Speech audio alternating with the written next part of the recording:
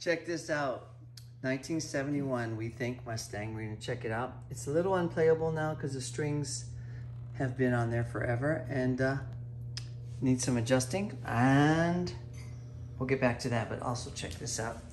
1960s blackface Princeton amp. No reverb. This belongs to Rob. And Rob's right here. Rob, how do you say your last name? Fugate. F-U-G-A-T-E. Okay. I think I've always said Fugate. Your grandfather was a... My grandpa was a farmer. Farmer, so yeah. It's my opinion that that generation, they take care of things. Oh my gosh, yeah. And nice. All right, here we are. Brandon. How you doing? Made on Earth guitars, and he restored this 1970 Fender Mustang. I got some pictures of it. It was pretty gnarly. So tell us about the restoration. Well, the biggest problem that we ran into was the elevator screws.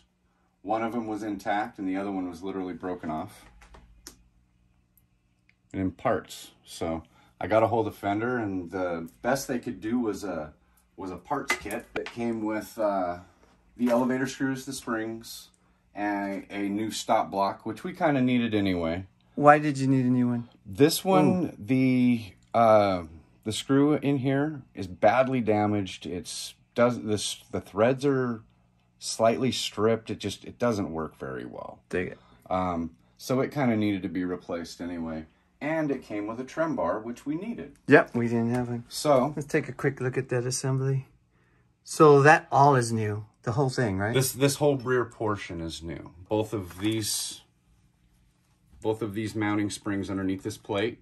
The bar that it's mounted to, the trem bar. And these is original, this roller? This is all original. Okay. The bridge itself is original. The reason to restore it is, other than this guitar will be for sale, is to make it playable again, because it was not playable.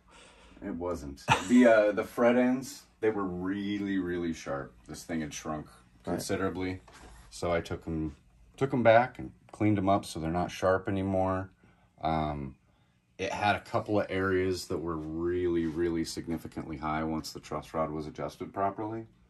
So I took those out, leveled them, recrowned them, dressed them, did the whole 9 yards with it. Interesting how the nitrocellulose hasn't cracked.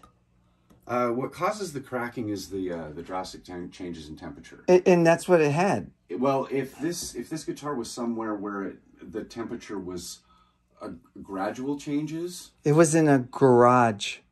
Well, but in Vegas. In a garage, it's going to be, it's gradually cold overnight. It's not like that shocking cold. But that shocking summer heat. Well, the heat softens the nitro.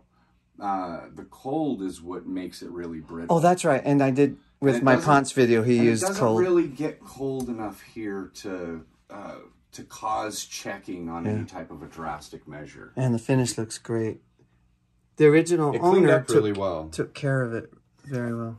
I ended up scraping the fingerboard and treating it with some Dr. Duck's oil. Brought the fingerboard back to life. And you put some EMGs in it? Those are stock. When I first saw this guitar, I'm like, EMGs, it's stock. Yeah, those are stock. Hey, while I'm focused on this, can you explain... These switches, each switch, basically in the middle is an off position. If you go to one side, it's using the positive as a positive and the negative as a negative. You flip it over, it uses the negative as a positive and the positive a negative, effectively flipping the phase. If you're only using one pickup by itself, you're not going to notice a difference between switching from the left or to the right. But when you combine another pickup, now you can tell, hey, this setting is in phase, this one's out of phase. That's cool. And then you can duplicate that if you want to, or you can have it sound right.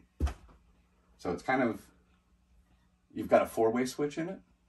Okay. Instead of your standard 3-way that you would normally think of with two pickups. I'm asking more for myself because I've taught students who have Mustangs and I couldn't tell them what it did. Yeah, essentially what's happening is when they flip those two wires, is it's causing the speaker to either push to create a sound wave or pull to create a sound wave.